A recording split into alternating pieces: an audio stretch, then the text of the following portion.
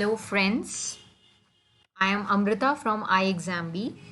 Today, SEBI Phase 1 exam has taken place and out of which I am here to discuss in this video with you questions and areas of importance as per our paper analysis, which is a tentative analysis up till now for legal, that is paper 2 of phase 1.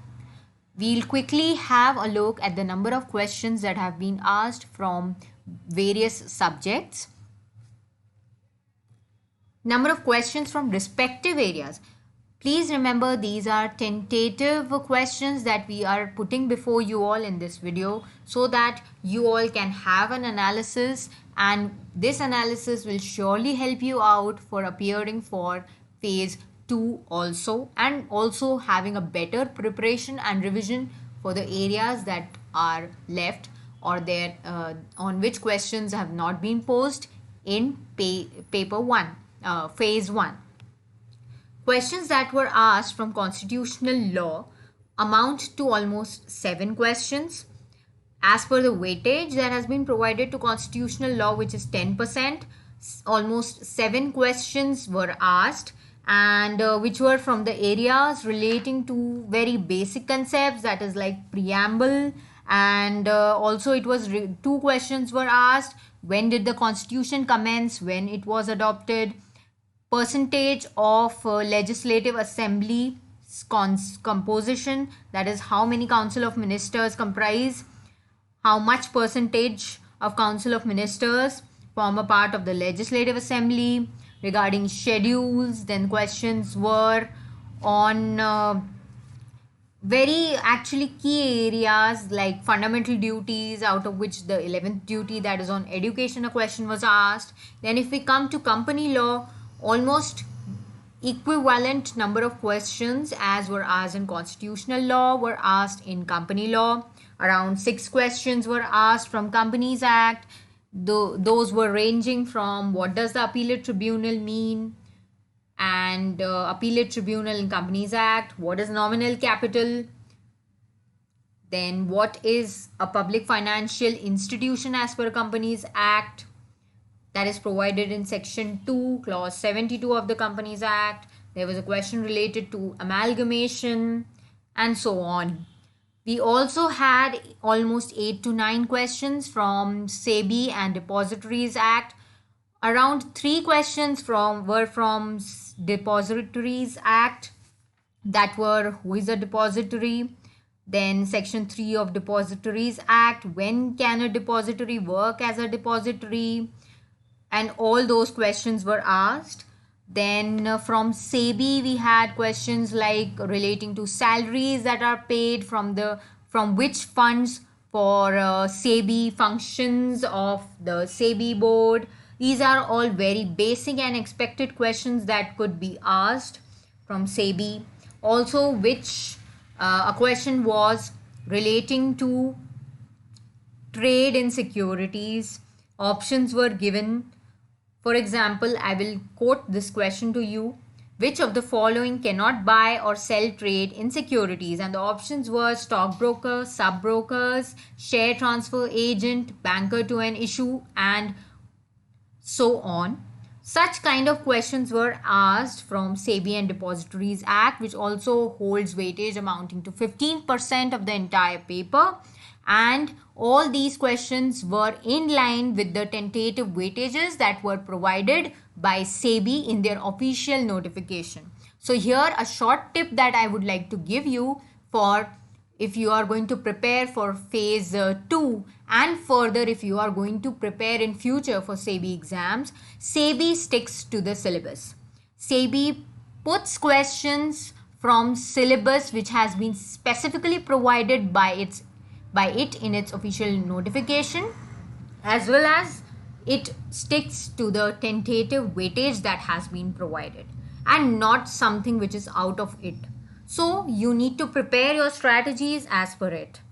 Now coming to the next area that we have for Contract Act, we had around 5 questions from Contract Act which were relating to doctrine of frustration of contract, impossibility of contract, contingency of contract. Very basic and very rather important questions that could be posed from Contract Act were asked. How can a revocation be made, as discussed in section 6 of the Contract Act? All these questions were posed from contract law. From Specific Relief Act, as per my knowledge and research up till now, I have got to know that one question was asked, which contracts cannot be enforced. It was a bit tricky question because the options that were posed were quite near. So we need to be prepared for such kind of questions for phase 2 as well, as the difficulty level can be a bit more in phase 2 as compared to phase 1, which was quite easy as per iExamB's research and today, and the reviews that we have got from various students who have appeared for this exam today. Next, legal maxims. Actually, legal maxims alone, 3 questions were there from legal maxims itself. It was related to the very basic legal maxims that we have. Ab initio term, very common and very easy actually, which was posed in the exam. Nemo dat quod non habet, also a very celebrated maxim. There were 3 legal maxims actually that were posed in the question paper. So alone 3 questions were from legal maxims itself. Then we also got to know about very basic concept of means profit that was discussed, which is from CPC. And CPC, we had actually one more question from CPC that was posed, which was relating to, we had one question relating to means profit that was from CPC. From IPC, we had 2 questions. One was relating to punishments provided under IPC as per section 53 of the Indian Penal Code. Then from CRPC, we had one question relating to the names of criminal courts that have been provided as per CRPC. Options were given, out of which the wrong option was district magistrate, which is not actually a criminal court. Consumer Protection Act, one question was posed from Consumer Protection Act, which was relating to the forums that are provided in Consumer Protection Act. Transfer of property also has almost 5% weightage, out of which question was related to lease and one question was related to the amount above which the sale deed has to be registered. Such kind of easy questions were posed from Transfer of Property Act also. Then one question was from Arbitration Act, and that question was relating to section 22 of the act regarding the language that is used by arbitral tribunal.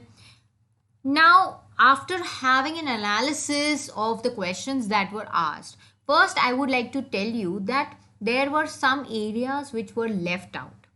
As per the analysis that we have carried out, as per the research that we have carried out up till now, no such question was from Evidence Act, from jurisprudence, and from administrative law.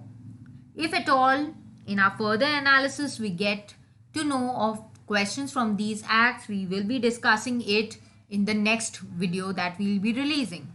Now, before we end this video, I would like to tell you all how was ExamB of help for the students who have appeared for phase 1 SEBI legal paper 2. We have actually been providing to the subscribers of our course, of course, live classes, and we were providing them with mock tests. We were providing them with expert guidance on the areas from which questions will be asked. And as per the analysis that we have carried out up till now and our interaction with various students who have joined us in our live lectures, in our videos, in our live sessions that we have taken on YouTube, and those who have also taken the benefit of the mock tests that we provide in iExam B, as per that analysis, there were many questions that were from the areas that we have already asked our students to pay special attention to. Moreover, there were specific questions. I would like to give an example over here. The two questions that were asked in Constitution Act regarding when did the Constitution commence and when did the Indian Constitution was adopted.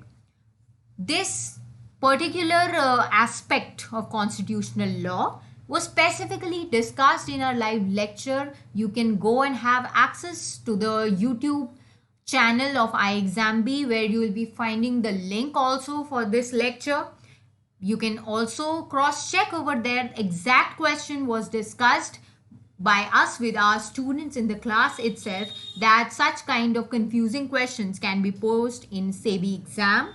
Also, preamble holds importance for questions that can be asked in constitutional law in SEBI exam, and many more such kind of discussions on all the subjects have been taking place in iExam B since months, and students have taken advantage out of it. So if you all are ready to get expert guidance from iExam B for phase 2 as well, then you can subscribe to our YouTube channel. You can have access to the courses that are available not only for SEBI but also for various other banking exams. Have access to us and enjoy studying for all the exams that you have been preparing for. All the best. Thank you.